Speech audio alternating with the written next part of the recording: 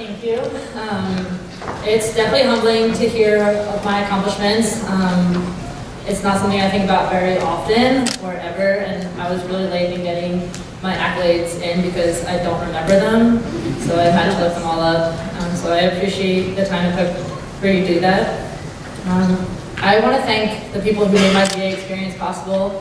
Some of those people I don't even know. I'm the youngest of four, and we all had the opportunity to attend GA through financial aid and through other donors that made it a reality to come to school here, and it definitely was formative in shaping the person that I am today.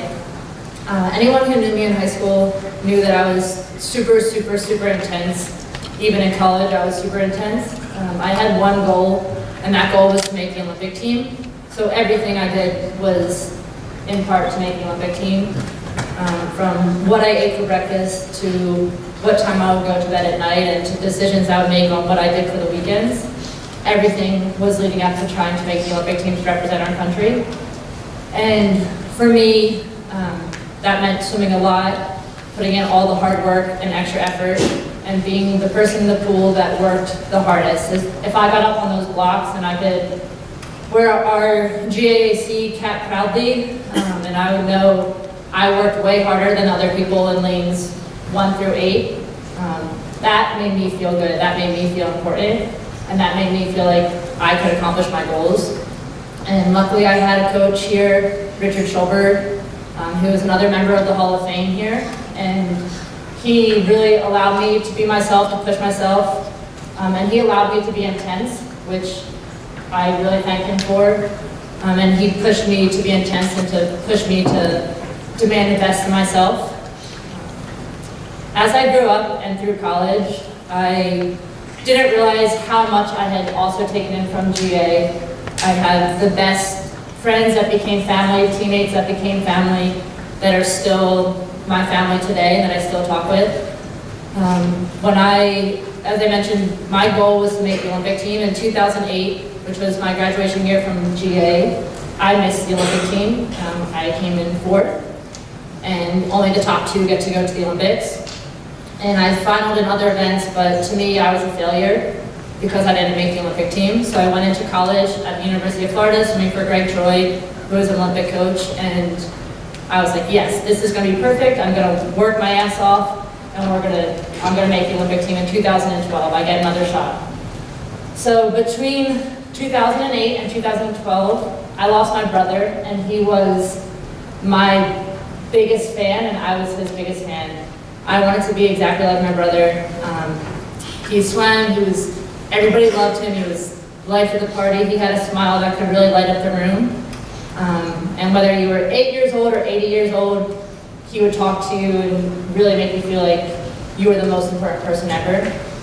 And losing my brother definitely had a profound impact on me. It made me realize that there are things outside of swimming that are way more important than making the Olympic team. And I didn't realize this, but that had been taught to me all of the years here at GA as well. But I was so focused on making the Olympic team and being intense and working the hardest that I didn't necessarily hear it as it was coming and as I was being taught that at GA. But I definitely learned it in college. And in 2012, I had the opportunity to make Olympic trials again. And I was at that time a really good 200 butterflyer. And that was going to be my best shot to make the Olympic team. And I was the top 2 going into the competition. So I was like, if I just hold my time, that'll be fine. I'll make the team, it'll be awesome. Dreams come true. Unfortunately, at the meet, I didn't do my best time, and I came in 4th again. And then in my other events, I also didn't make the team. And I was devastated. On one hand, I touched the wall and I knew that I didn't make it, and I looked up to the clock, saw that I had a 4 next to my name, got out of the pool, went over to Schulberg, I gave him a hug, and I thanked him for believing in me, for giving me my work ethic, and for never giving up on me. And then I went down to the warm down pool, and I started crying. I was like, I worked so hard, and I saw a mentor that I had, and he was also really good friends with my brother. And I went over to him, and I started crying, and I told him, I know this is stupid that I'm crying because there are other things that are way more important in life than making the Olympic team. And he said to me, he said, Teresa, it's okay that you're crying and you're upset that you didn't make the team. That's fine. You worked so hard. This was your goal for so long.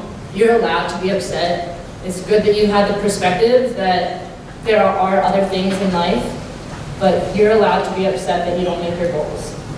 But don't let that define you. Make sure you get up tomorrow for your next swim, you race because that's who you are. You work hard, you come back, and you try your best. And those words really meant a lot to me.